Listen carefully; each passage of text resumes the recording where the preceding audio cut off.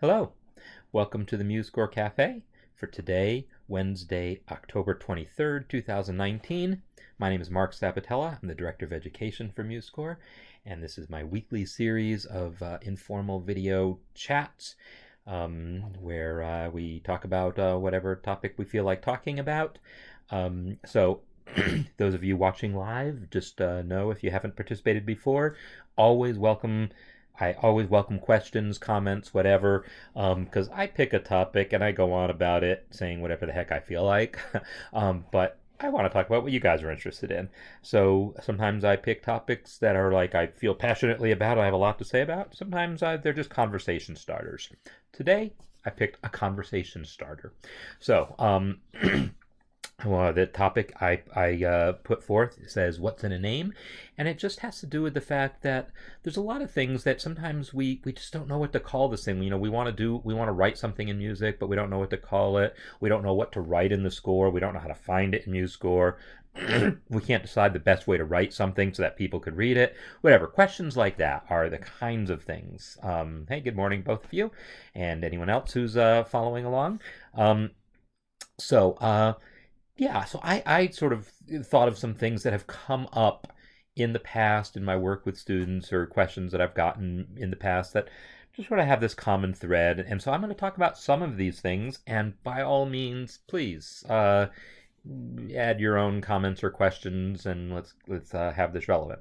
So there's a number of aspects to this sort of question, and one of the first ones that often comes up is slur versus tie.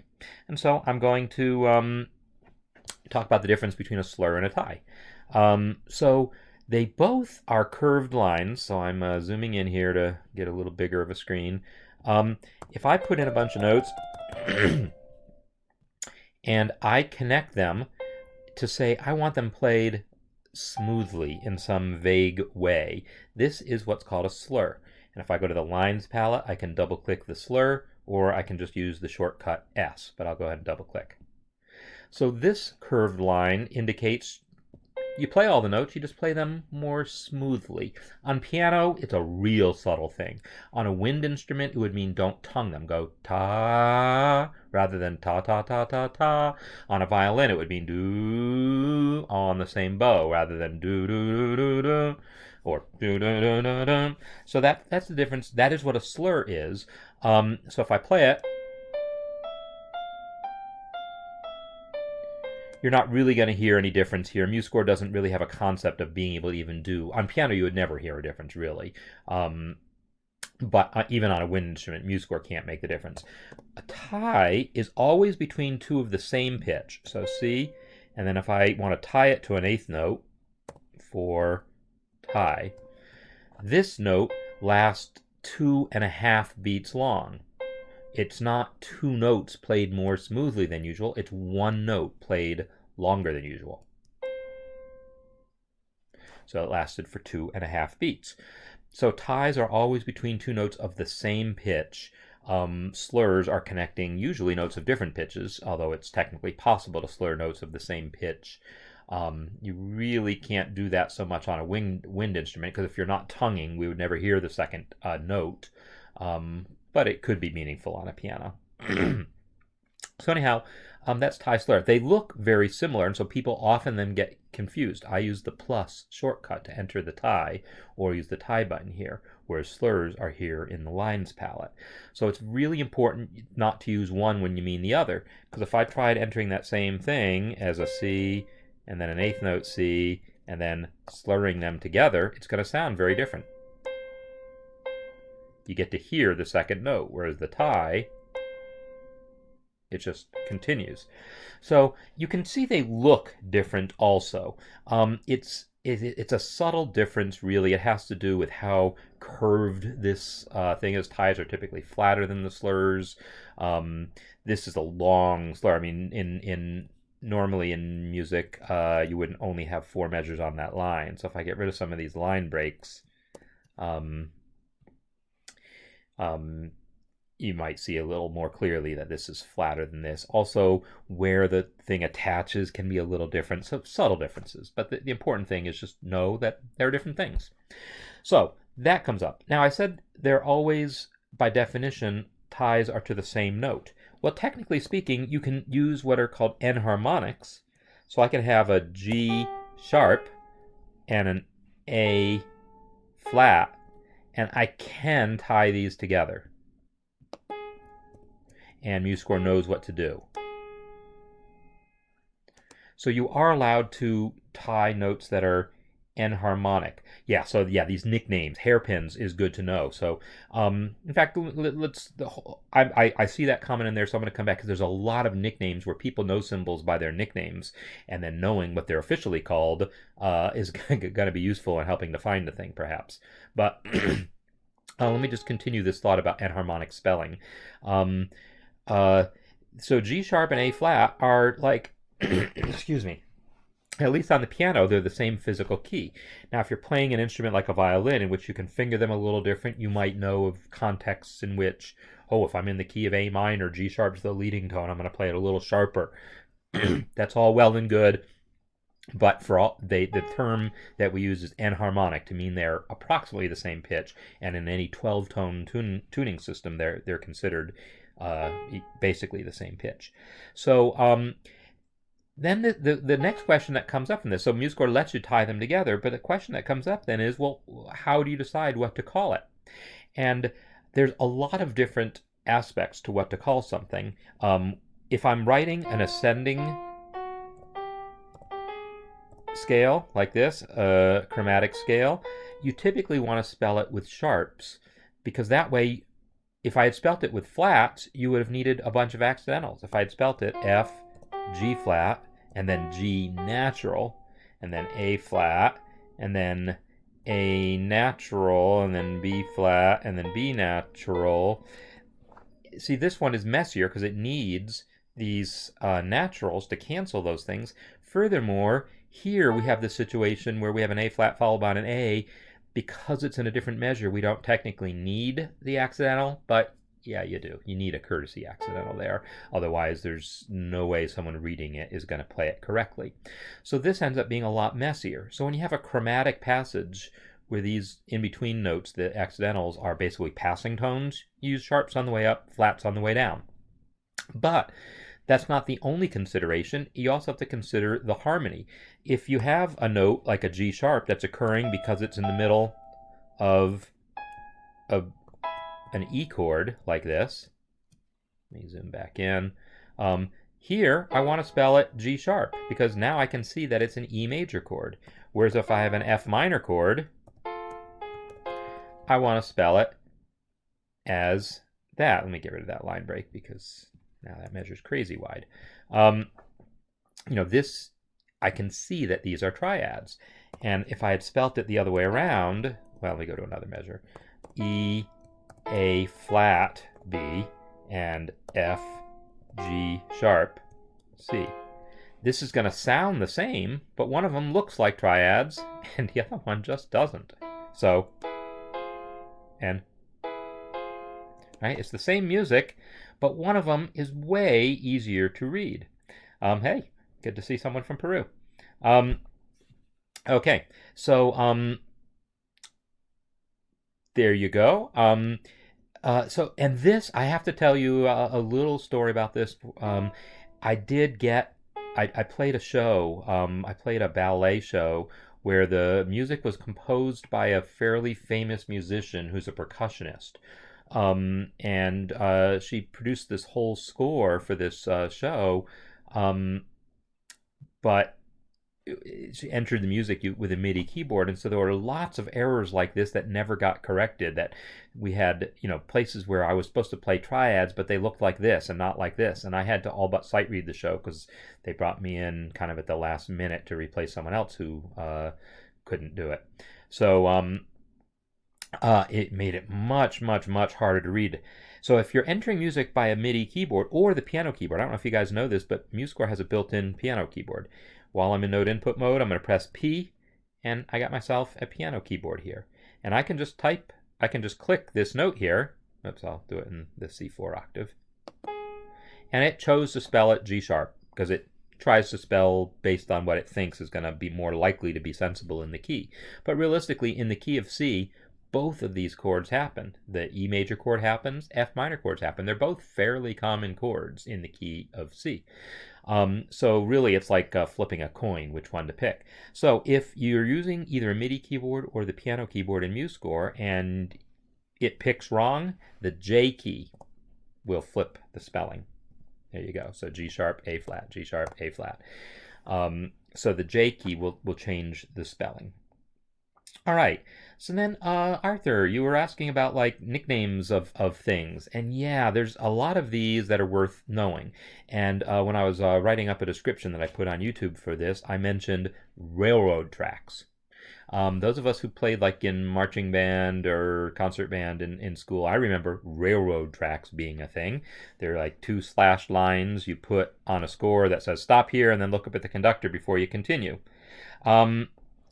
Y'all, those things have a technical name. If you look up the term virgule, or virguli, I guess, I don't even know if it's an Italian term or not, you will, I believe, find that that is a thing. Virgule, and I'll just put it in music. The slash, the vertical bar, slash use music, okay, whatever. It's a slash mark. So some people call it that, but no, that's not a commonly used term for it.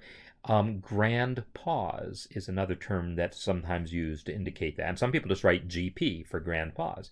Well, in MuseScore, we just call it, well, there's another term that's used, a caesura. And if we go to the breaths and pauses palette, breaths and pauses palette right here, I get several variations on this. I get a curved one, I get a straight one, I get a vertical one that's short, and I get a thick one. So you get your pick, but this is the one that I think of as a standard caesura or grand pause, railroad tracks, whatever you want to call them. Now that we know what they're called, this is what it is. But if you haven't even seen the symbol before, you just know that sometimes there's a stop on the music. Because the stop is a little different than a fermata. Think about a fermata means hold the note. Like today happens to be my wife Kari's birthday. So the subject came up of fermatas in my class I was teaching today. And we all know when we sing happy birthday, at least, Americans know this anyhow. Happy birthday to you, happy birthday to you, happy birthday, dear Kari. Happy birthday to you. There you go, Kari. The fermata on that Kari means hold that note out. But there's another thing that happens in music where we go and then go on. And there's just a pause. It's like a rest, maybe, with a fermata on it, but maybe there's no actual rest in the music. This is what this symbol means. It's basically a pause like that. Thanks for the happy birthday wish. I will pass that along. So so there's something there. Another symbol. So Arthur, you mentioned hairpin. So hairpin is really not a term that I would expect ordinary musicians to use, but it is the term we use technically within MuseScore. It's a crescendo hairpin and a diminuendo hairpin. This guy diminuendo, by the way, also might be known as decrescendo because it's the opposite of a crescendo. I think decrescendo is a valid term, but diminuendo is considered the more proper term. I think decrescendo is kind of an anglicization. I don't know if you would really use that word in Italian, if that's you might. I don't know. Anyhow, diminuendo would be the word, so the abbreviation dim. Sometimes you do see decresc, though. So there's that. What, hairpin? You've heard hairpins used? Okay, well, great. Then I haven't heard it used in, or decrescendo, do you mean? Or you're talking about hairpins? I've never heard people use that term in casual conversation. So, but there you go. It is a term that's used in engraving textbooks and so forth, and it is a technical term. It's one I wouldn't have thought was in common use, but if it is, great. That is the term that we use for it, hairpin. So also, if you aren't aware of this, so you can apply a hairpin by selecting a range. I'll select these couple notes and double click my range. Or you can click something and just press the shortcut, or you can select a range and use the shortcut, which is the less than sign, because it looks like a crescendo. And so that will add this.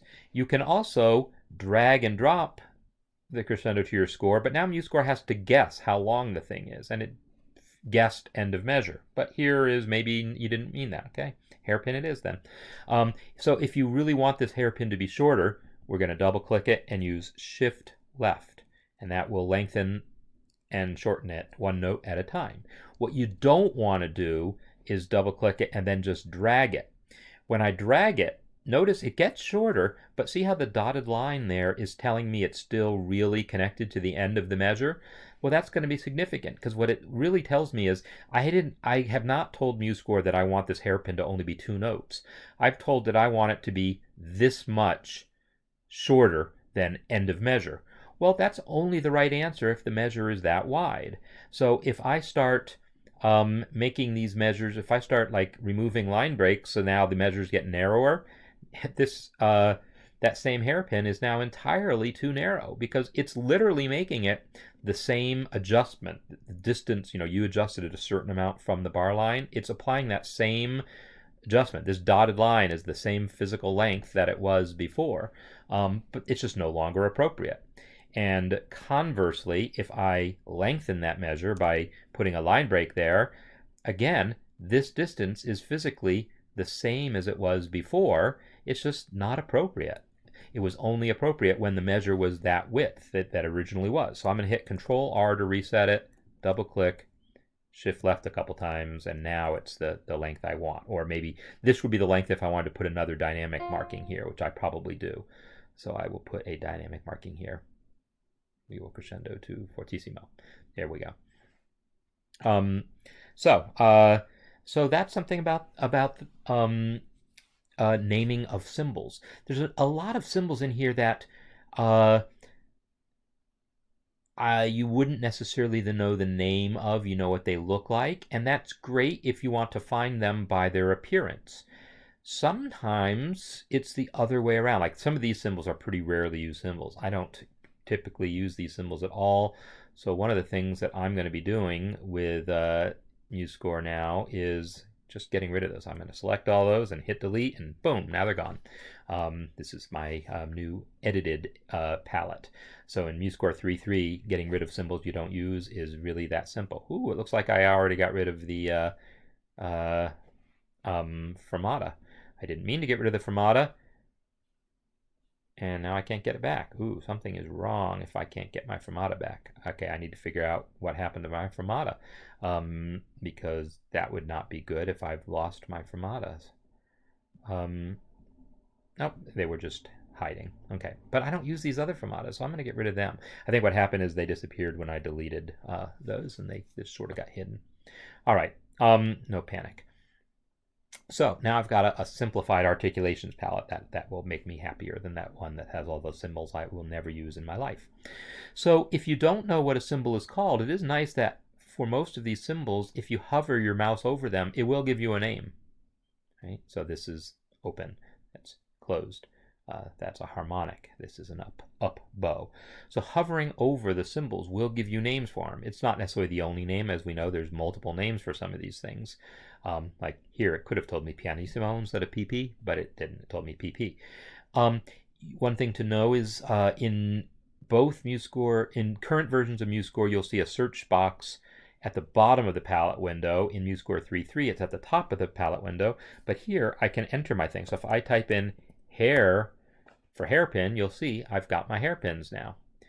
If I know I want a crescendo specifically, I can type crescendo or the first few letters of that, and now I can see both the hairpin and the text marking. So if you know what something's called, you can start typing its name into the search box, and it will show you the thing.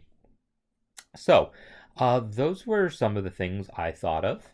I would still love to see some questions from you guys, but I think I got one or two more things that I knew I wanted to talk about. And one is something that's sort of a jazz thing, but it's knowing what to call different chords. And in my description on YouTube, I mentioned this combination right here, which is a combination of notes. So, one of the things that happens when we first start learning about writing chord symbols, whether it's in jazz or pop or anything else, is we start writing music in which we are writing maybe at the piano or at the guitar, and we play this bunch of notes and we're like, ooh, I need a chord symbol for that. I want to suggest that that is not even the right way to think about what chord symbols are used for. They are not used as a way of tricking people into playing some particular set of notes without writing that set of notes out. If I want someone to play this exact set of notes, I promise you I'm going to write that exact set of notes. Because if I put a chord symbol down, no matter what I write, there's no guarantee, other than triads. If I write a C major triad, I can be pretty sure that people will just play C, E, G. Although I can't guarantee that they're going to play it like this, because they might just as well play C. They might play that, right? Or they might spread the notes out and play like a big 4-note chord in both hands. So, yeah, so here we go. Names on this guy. This thing is, here's a G minor triad here, and here's a G minor 7th. It has a C in the bass, but come on, is this really the bass? This is a C. It's at the bottom of here, but boy, if I had another staff on here, I added myself another staff, and now, whoops, maybe it's going to turn out that there's an E flat on the bottom of this thing. And now that same sound that I just played is not what you guys thought it was, right? Because you didn't know that the bass player was playing an E flat. So what I'm saying is, just because I'm playing some set of notes in one region of the piano, I really have to look more at the context. I can't just look at that set of notes to know exactly what to call it. Furthermore, again, if I want someone to play this exact set of notes, the best way to do it is to write it out. The reason to use a chord symbol is to give people leeway so they don't have to play that exact set of notes. So you want to know what to call this so that when people play their own voicing for that chord symbol, it's going to be consistent with this. If you need this exact set, you write that exact set. So if I write for this, so Colleen suggested C7 sus. Oops, I apparently got myself into note input mode. Control K, C7 sus. So this is a symbol that I would use in this context. I would definitely use C7 sus. Someone, though, is going to say, hey, look, there's a 9th on there. You didn't put that in the chord symbol. Well, that's because in jazz, you don't need to tell someone to play a 9th. They're going to play a 9th when they dang well feel like playing a 9th. And maybe I'm going to play it here, and maybe I'm going to play it there, and, you know, maybe I'm going to include that G, or maybe I'm just going to leave the G out because I don't have that many fingers, right? So I might play the C in my left hand and these notes, the F, B flat, and A in my right. I might squeeze an A in there because I like 13ths also, and I don't need permission to play 13ths, right? I just need to know that I'm trying to convey the overall function of a C7 sus. So the chord symbol isn't there to tell you exactly what these notes are. It's to tell you this is kind of the function that you're trying to serve, the purpose of the chord, and then you play your own set of notes to do that. This is sort of fundamental to what we use chord symbols for beyond triads. Again, triads, maybe in a pop context, 7th chords are taken literally, but beyond that, it's expected that there's some leeway here. So chord symbol naming isn't about looking at a set of notes and then putting a name to it as much as understanding the role of those notes and putting a name to the role. So that's a little soapbox about naming of chord symbols. And so again, the only situation in which I really like to get specific and call this C9 sus is if I'm writing, say, an arrangement. If I'm writing a big band arrangement and there's background parts like in the trombone section, say, or the trumpet section, and there's a saxophone soloist, I would probably want to write the C9 sus here if I know that one of the background parts has a D natural, because otherwise the soloist might be tempted to put a flat 9 on that chord. This tells them, oh, there's a 9th happening there. I got to be extra careful about that flat 9. So there's a whole art form to naming chords appropriately. Please mention automatic transposing of chord symbols. Okay, so chord symbols definitely can transpose, and I'm going to show that happens, and you can maybe tell me more specifically what you mean. So this staff is for piano. If I change it, and I say staff properties, and I go change to, say, soprano saxophone, hopefully we will see that now it is renamed D9 sus. So that if you spell a chord in a way that MuseScore understands, and MuseScore understands a lot, it understands in some ways too much. It understands some nonsense things, like I could say D9 Marc, and there you go. It will happily transpose. In fact, when I hit the concert pitch button, it'll happily transpose between C9. So because I'm writing for soprano saxophone, this is in the soprano sax's key. If I hit the concert pitch button, it goes back to concert pitch, the sounding pitch. So anything that if it can recognize basically the first character you type as a root, if it's basically a letter A through G, or H if you're in Germany, if you pick the German spellings, or if it's like C sharp or B flat, it'll understand that, and then you can type any random nonsense after that. Yeah, transposing is an awesome thing that MuseScore does. Great, I agree. So, but it only works if it can understand the chord. So I said it can understand most things, but if instead of C9 I put in K9, you'll notice while I was typing that K9, it changed to red. This is the indication that, hey, I don't understand that chord symbol. And so it's going to tell you, I don't understand that thing, therefore I'm not going to be able to transpose it for you. And that's okay. Sometimes, like NC, this is something we write in music that literally says no chord. The reality is we often use NC not to mean that there's no chord, but to mean we're going to play the chord with those exact notes, but then we stop playing. And then, in other words, the bass and drums stop. It really means no rhythm section. So often I might put something like this. I'll cut that and paste it here. So I'll put my C7 sus here, and then NC. So there's a C7 sus here, and then no chord here. But more than just no chord, it also tells the drums to stop and the bass to stop normally. But NC doesn't transpose, so yeah, while I'm editing the NC, you'll see that it shows up in red, that it's to show that it's not something that is spelled in a way MuseScore understands. But MuseScore understands pretty much anything that starts with a letter A through G, it's going to understand. The other thing about understanding, though, is there's certain things that it wants to understand. Like for C7, I typed C7B9, but it knows that B in that context really means a flat sign. If I put a B in some other context, like after the 9, well, it's going to put the flat sign there, but it really doesn't mean anything. This is a nonsense chord, but MuseScore doesn't complain about it. There's some situations where if you put some nonsense in there, it'll realize it's nonsense and won't try to turn the B into a flat sign. But it's generally pretty forgiving and will because everyone does chord symbols differently. Like, some people would call this chord here, where's that F minor chord? Some people call that FM. Other people call it F dash. Other people call it FMI. Other people call it FMIN. Right? These are all kind of valid common ways of spelling a minor chord, and MuseScore understands them all. And when I say understands, what I mean by that is, like, here you saw that I was able to put nonsense in and it dealt with it.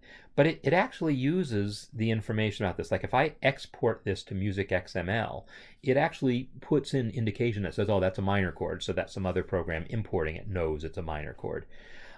There's also some cool options where, like, if you go to Format, Style, Chord Symbols, and I choose lowercase minor chords. Let's watch what happens when I pick that option. When I pick the lowercase minor chords option, it keeps my C7 sus capitalized, but it automatically changed my F minors to lowercase f, because it knows that all those things mean minor. So that's one way in which the fact that MuseScore understood the chord symbol is useful. Here you also see the German option. So if you want to be able to spell your chords with H's, now you can. There's German and there's full H for B, but B is normally what means B flat in Germany, but a lot of German chord symbols will use B flat explicitly. If you want to use B to mean B flat, what Americans would call B flat, that black note right below C, then use the full German. And then there's solfeggio, where the chord symbols are do, re, mi, fa, sol, as they would be in Italy or Spain, for instance, or Peru, I imagine. So instead of using letter names, you would use these, and you'll see it automatically change. That's now fa minor, and this guy is do 7. Or if you're in France, we use those same things, but with accent marks. So now I guess it's really about re, I think, is the only one. Re changes to re with an accent. So this is where, when you're spelling your chords, MuseScore gives you a lot of flexibility in how to spell things, and it allows you to put in nonsense, but it's good for it not to be nonsense. And there's like religious wars musicians get into about the best way to spell chords. So all I will say is, as a jazz musician who likes to do music in a way that is consistent with how lots of other people do it, so has a chance of being understood, and maybe I might want to have some of it published. This guy, well, not with the fa, but let me get back to regular note names. Sorry, Alt-O for format menu, style, chord symbols. Let me get back to my standard. By the way, also MuseScore 3.3 feature, I can make my extensions smaller. I can make my modifiers. So extensions are like the 7 in C7, and then I can make the modifiers like the flat 9 smaller, and I can superscript them. Maybe I'll make this a little bit superscripted. So let's see what this looks like. I should have been doing this while I was looking. Well, I guess we'll find out in a second what happened to my C7. Yeah, so I made my C7. The 7 is a little bit smaller and a little bit superscripted. The flat 9 is a lot smaller and a lot superscripted. So that's a new MuseScore 3.3 feature that, again, depends on it being able to sort out what these guys are. Like if I type C7 Marc, it doesn't know what Marc is, so it doesn't know how to it doesn't superscript it, because it doesn't think that that's a modifier. It just says, oh, that's nonsense is what it is. But if I put this in, it knows, oh, that's one of these modifiers that goes on chord symbols. So spelling chord symbols in a meaningful way is good. So anyhow, what I was going to say is this FMI is the way actually most publishers these days of jazz music publish things. It's not the way fake books used to be. Fake books often used either the lowercase m or the dash. And then for major chords, for major 7 chords anyhow, sometimes we see capital M7. I hate this. I hate the lowercase m, capital M.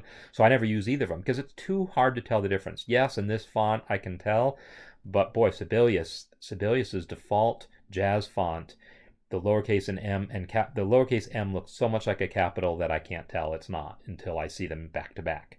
And people's handwriting even worse.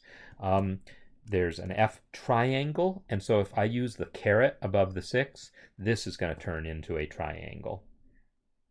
Or a T will also turn into a triangle.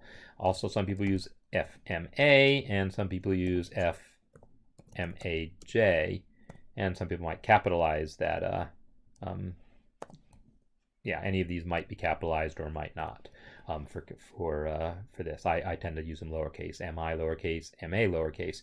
Although in the jazz style, you will see that those actually become special, like small caps, I guess is how I would describe it, right? So this is like an MI and an MA, but that's a small capital A, not a lowercase a.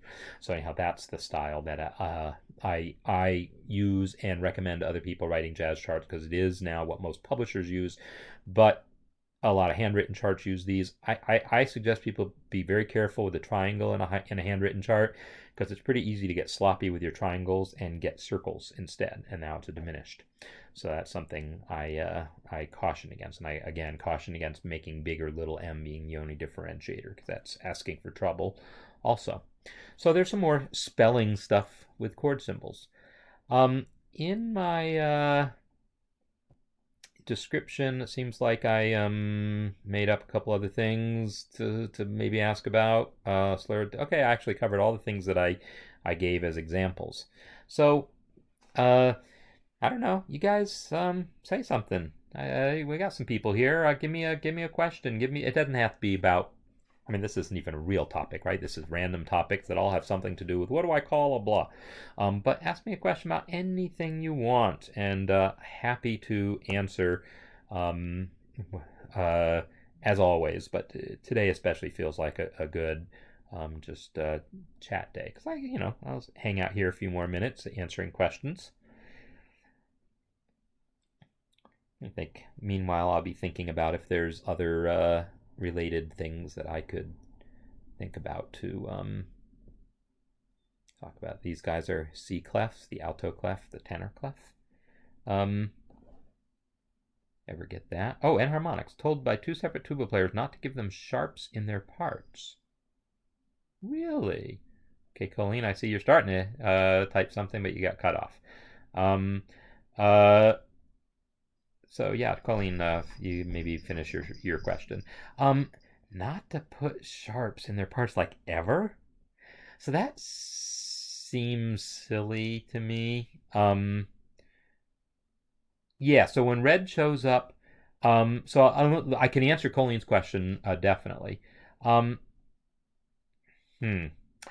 I'm Arthur. I would say that feels to me like an extremely personal thing, because there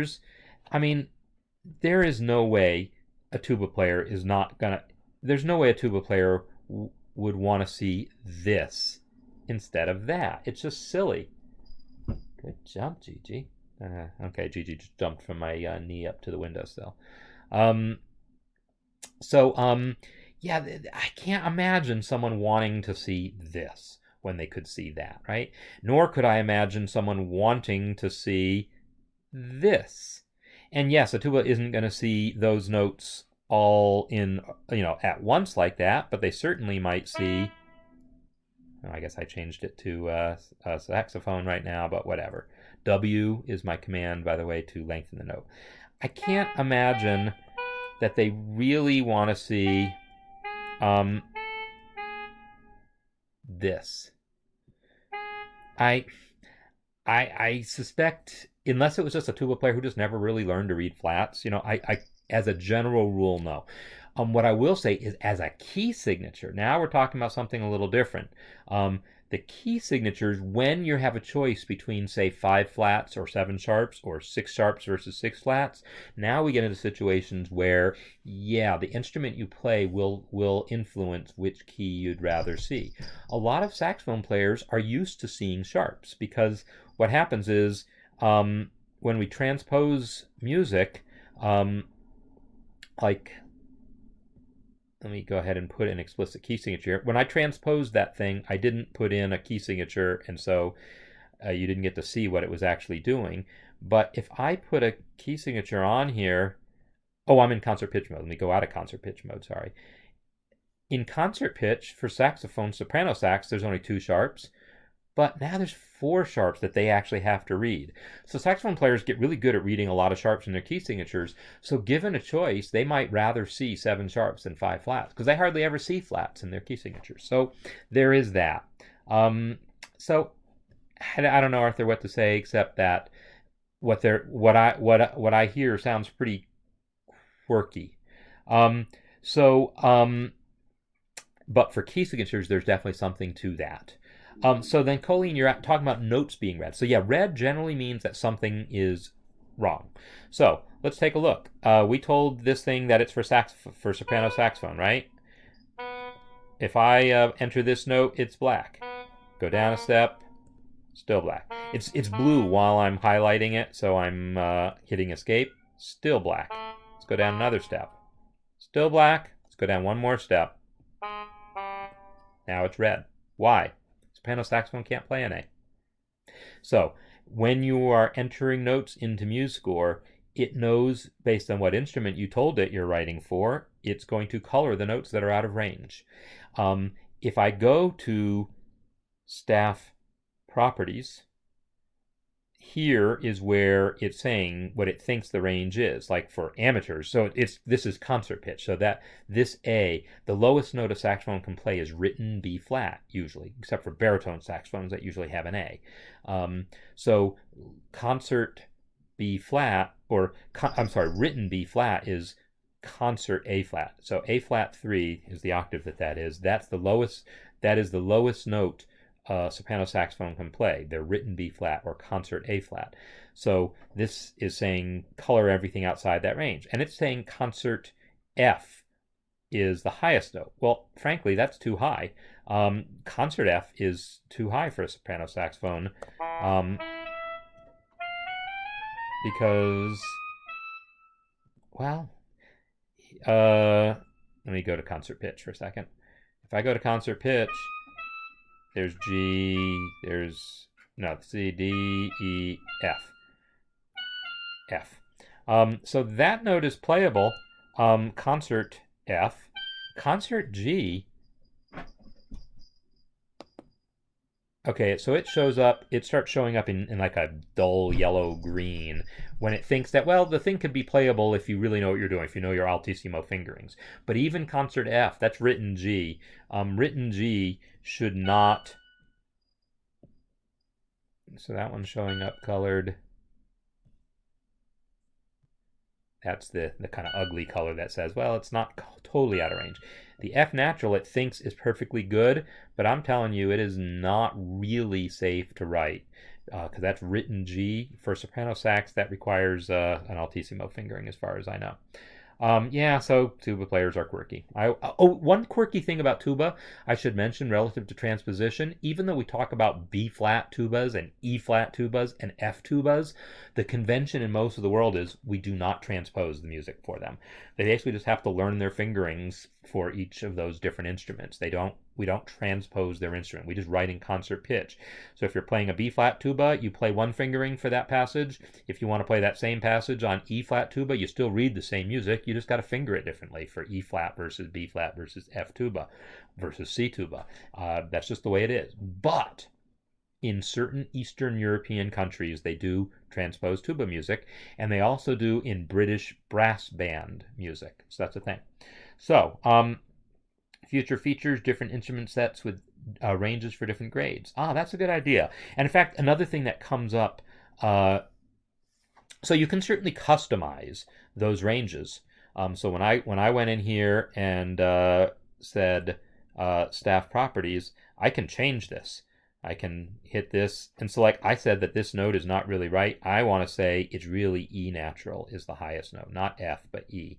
It should really be the high note. That's written F sharp. I think, or is sopranos have an F sharp? I think sopranos have an F sharp.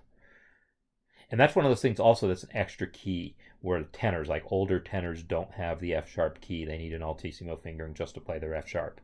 But I'll change that to E. So anyhow, you can change the range that's used, and you can make this part of a template. So if you want to create music for a student ensemble, you could totally customize those ranges and then create a template. And to create a template, all I got to do is save this score, but save it to my, instead of my scores folder, I score it to my, save it to my templates folder. And by saving it here, I can call this student saxophone or whatever. And then next time you go to create a score, it will use the staff definitions from your score. So you can create an ensemble with all these customized ranges and then save it as a template and then just keep reusing that. So that's something you can do.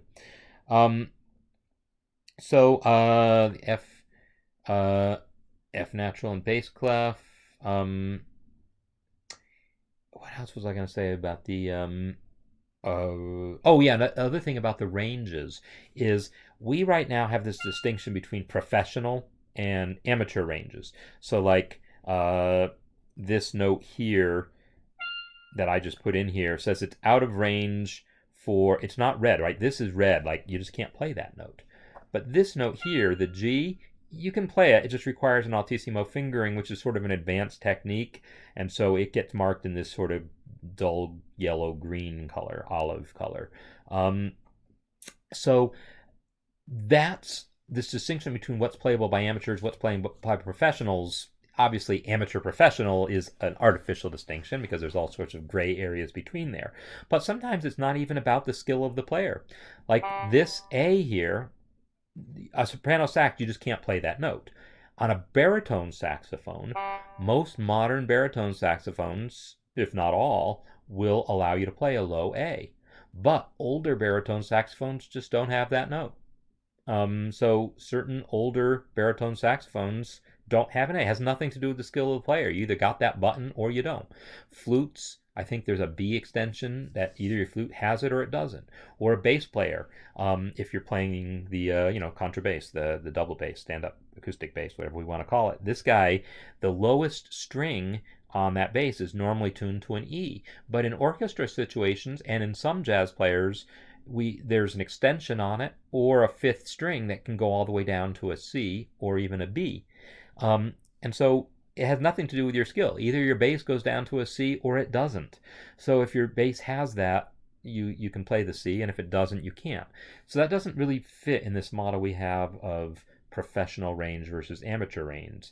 But we typically treat those as being professional range, so it'll warn you that, hey, not everyone's going to be able to play that note, whether it's because they're not very good or inexperienced, or it's because their instrument just doesn't have that note. We want you to know that that note is possibly playable but possibly not. But ideally we should make a distinction between what's not playable, what's playable by everyone of a certain skill level, or what's playable by everyone who owns the right instrument, because that's really two different things.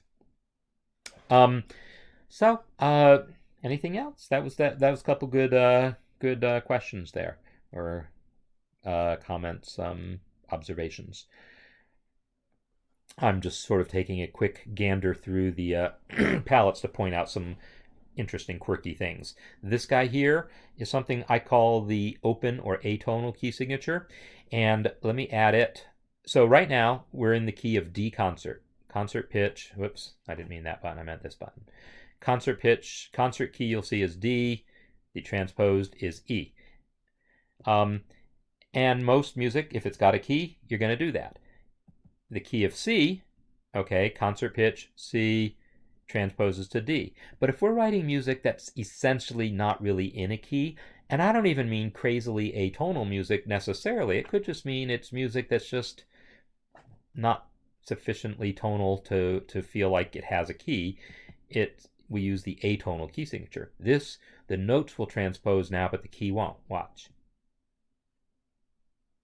I beg your pardon? Oh, that's because I didn't add it at the beginning. Silly me. Let me add it at the beginning, because now it's showing me all those natural signs. All right. I add it at the beginning, and you can see now it's transposing the notes, not transposing the key. So I happen to use that a lot. Like here are two scores of mine I have up. I'll play this one because this one actually sounds like something. So this music, okay, it's atonal-ish.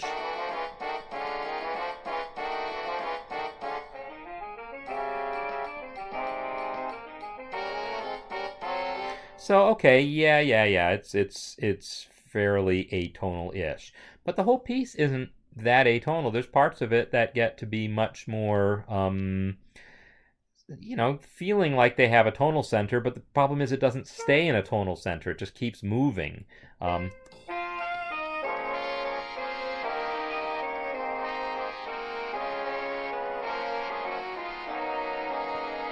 So that section is basically in a key, but it doesn't stay in that key long enough to be interesting. So I use that atonal key signature a lot, so that when I'm writing music that's going to be transposed, everyone gets to see this, because there's no reason the alto should be seeing three sharps just because I wrote it in C concert. So the next question I see is about how soon on 3.3. So if you've got the 3.3 release candidate already, you already got a notification that release candidate 2 is now available as of yesterday.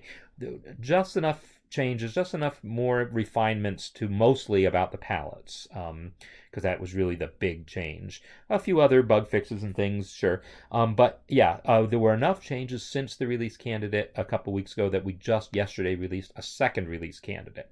So I don't have a specific date, but a few days now. When we put out a release candidate, usually typically is you put that out for a few days to make sure you didn't break anything else.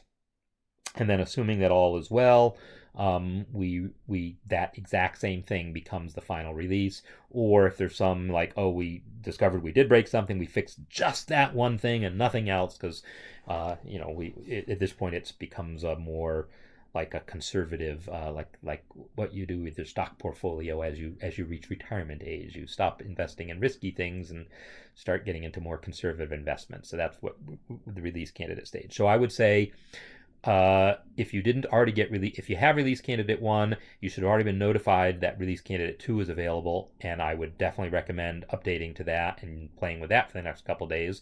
If you're just waiting for the actual release, I would say, well, it's going to be a couple more days. 2 days, 5 days, 1 day, I don't know, but a single digit number of days from now is what I expect. So hopefully that answers that. Okay, so yeah, that was a lot of just sort of random different things, but sometimes it's fun just to have random different things to talk about. And if I flip through the rest of my palettes just to see, these symbols here are there. So like if you've already had a double sharp and then you want to have a regular sharp, sometimes it feels weird just to put a regular sharp there because it feels like, oh, is that making it sharper than it was? No, it's really one less sharp than it was. This makes it a little clearer that we're actually going down in sharpness. So some people use that accidental for that purpose. Ornaments, those are all various different ornaments you can look up. Wikipedia is actually pretty good in its definitions of such things. These are all various different versions of pauses. You have different grace notes, different note heads, different lines. Yeah, blah, blah, blah.